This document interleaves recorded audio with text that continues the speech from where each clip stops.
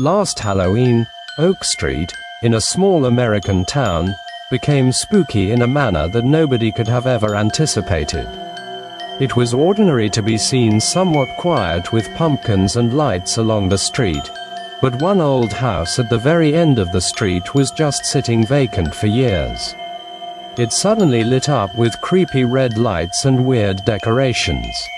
Night was falling, and neighbors and kids all dressed out were trick-or-treating up and down the streets, but by the time they approached the old house, a shiver had begun to fill the air and things seemed too quiet.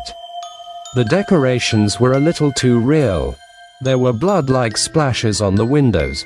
Besides, a weird mannequin was standing by the door gazing at them. A group of teenagers decided to get closer.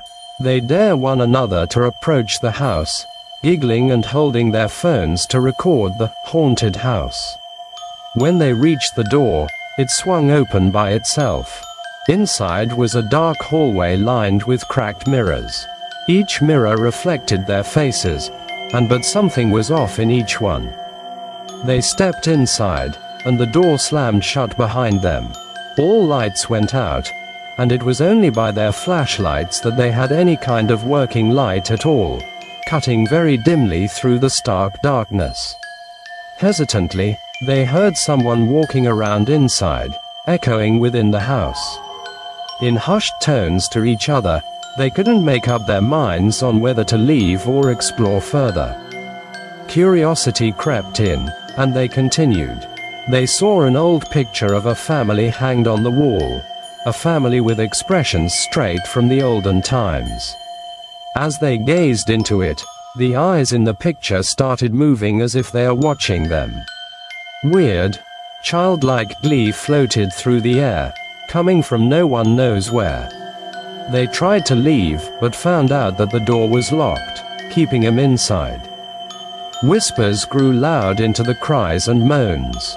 Shadows disturbed on the walls in unnatural shapes, as if something invisible went round them. Terrified, they looked round for some way out, but every path twisted up into another hallway or led towards a dead end. She hadn't noticed them. At any rate, she had shown no indication of noticing. They turned to go away and found themselves back in the same room. This time there were no doors, no windows. Her laughter filled the room as it seemed to close in around them.